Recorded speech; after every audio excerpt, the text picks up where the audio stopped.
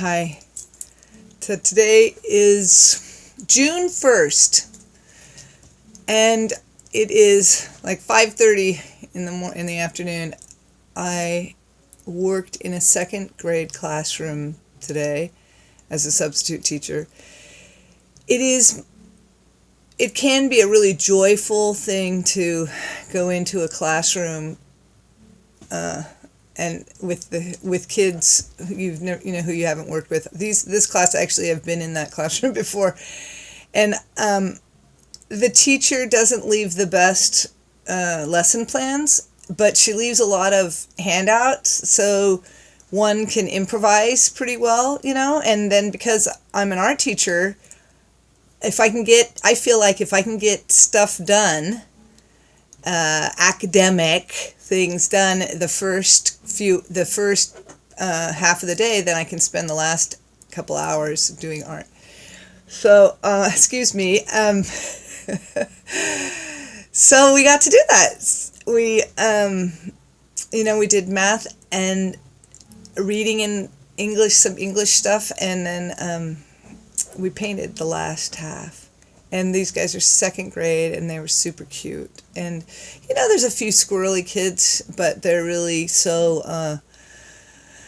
they're so young and innocent that they're really sweet. And so it was a very pleasant day. It's such an interesting thing because I didn't even get the call until 10 after 7. So I was awake but hadn't gotten dressed yet, and I still needed to eat. And because I'm eating in a certain way, I'm making smoothies in the morning, and it's a little labor intensive when it's a really short amount of time to get ready. But I seem to be blessed. Take my keys off. I actually had something in the refrigerator from yesterday that I hadn't eaten the whole way, so I had that, and my daughter Ruth is playing the piano in the background in the other room, and I love to hear that. I always love to hear her playing the piano. So, what happened today that I wanted to tell you? Well, it's really funny. And I guess I can see it now. My glasses are really crooked. Some little kids said to me, "Mrs. Kemp, your glasses are crooked. Your glasses are crooked." And I said, "I think my ears are crooked because I can't seem to get them to straighten out ever." So that just is part of my thing. I'm just not the smooth, sophisticated person that, in my mind I'd like to be, maybe.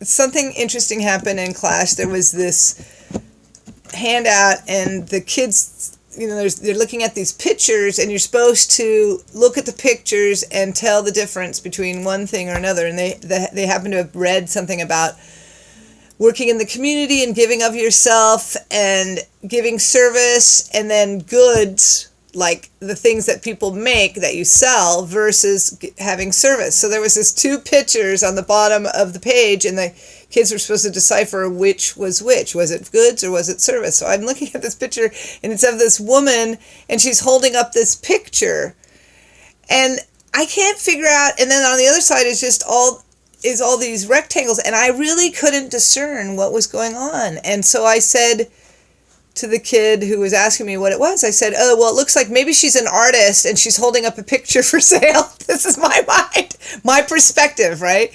And then the other picture, I really couldn't figure out what it was. So I said, "Well, she must be the artist selling goods, and then the other one is service." Well, then another little girl, she comes up and goes, "Mrs. Kemp, excuse me, Mrs. Kemp, excuse me." I say, "Yeah, what is it?" She says, "No, look at this picture. The woman's a doctor, and she's giving service." And so I look at the pictures closer, and indeed, she had like a little, the little round thing on her head. She had I don't even remember what it's called, but, and she's holding up a picture, and the picture looks like it's supposed to be like an X-ray.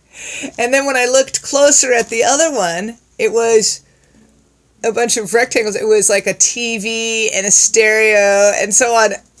So I laughed so hard in my mind because the perspective, we always are seeing things from different angles. Everyone sees things differently.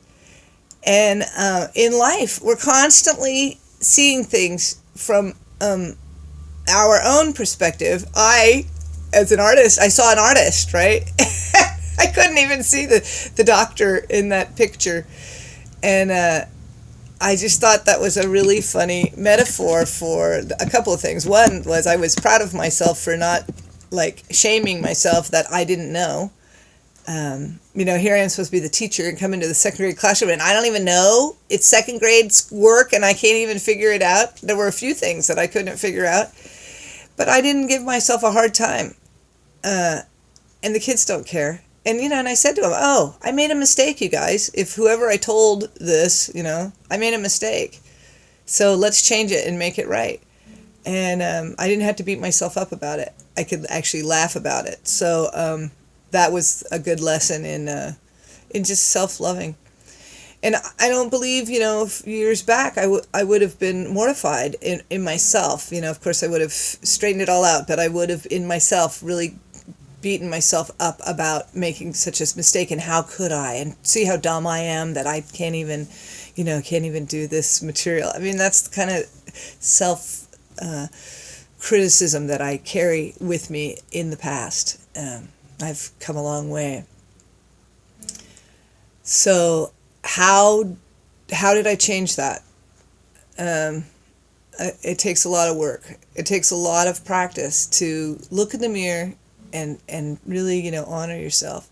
So I did that for a long time. I would look in the mirror and tell myself I love myself, And I, instead of looking in the mirror, you get out of the shower and you're wiping yourself off and you're thinking, oh, look what's wrong with my body and blah, blah, blah. Instead, I would force myself to say no, and I would pick out all the things that I loved about myself. And I would do that for a long time. I did that for a long time.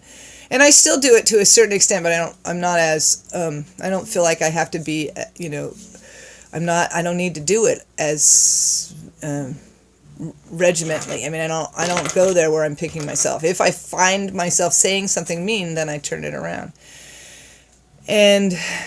But the other day I met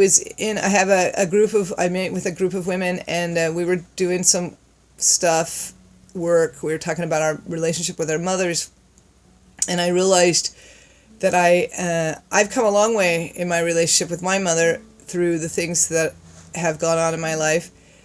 I don't have to carry a lot of stuff. I used to get really mad at her about certain things, and then I really had to come to a place where I realized, I was just getting mad at her because I was mad at myself. And so when I could do that, I could turn around and be loving to her, be loving to myself, and be loving to her.